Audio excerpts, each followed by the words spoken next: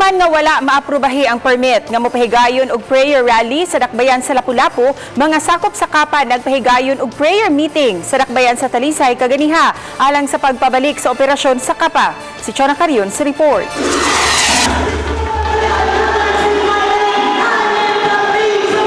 Sa Talisay City Sports Complex, gipahigayon ang prayer meeting alang sa tanang miyembro sa KAPA dinhi sa Subo. Ang prayer meeting may tema nga One Voice, One Heart, ibalik ang KAPA.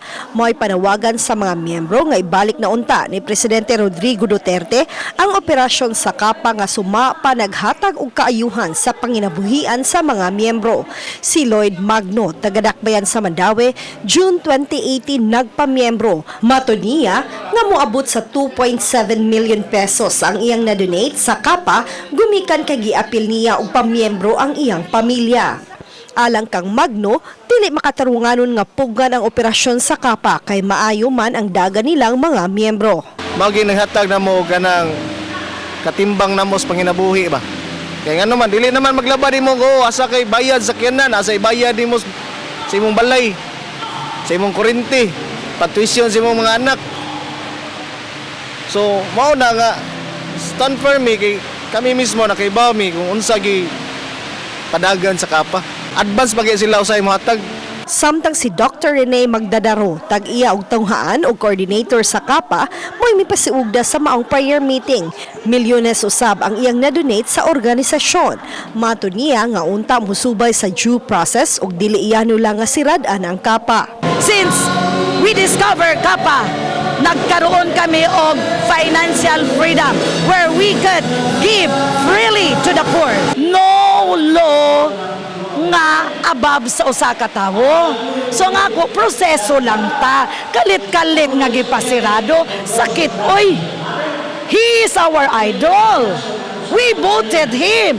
Samtang tuwa-tunga sa ilang prayer meeting, gipatangtang ang tarpaulin nga adunay gipatik na ibalik ang KAPA. Hallelujah. We are friends. Tingala, talangin, siyempre ang inuuna. Sa permit kag-i-issue sa Talisay City Sports Commission, ang Victorious Nisi nga may pangan sa tunghaan ni Dr. Magdadaro ang nakabutang nga mag-prayer meeting apan wa giingon nga mga miyembro sa KAPA. Nakalitan na lang ang taga Talisay City Hall nga mga sakop di sa KAPA ang adunay kalihukan sa sports complex. Tuli open man na ang atong complex for kanang sa kinsay mo gamit as long as kanang available lang siya. Prayer meeting man ang ilang gikuan yan, kanang Victorious Nisi man ang ilahang gida, wa mo gid sila gida nga KAPA. We have the freedom of religion. Dili man lamang KAPA nga mong iampo.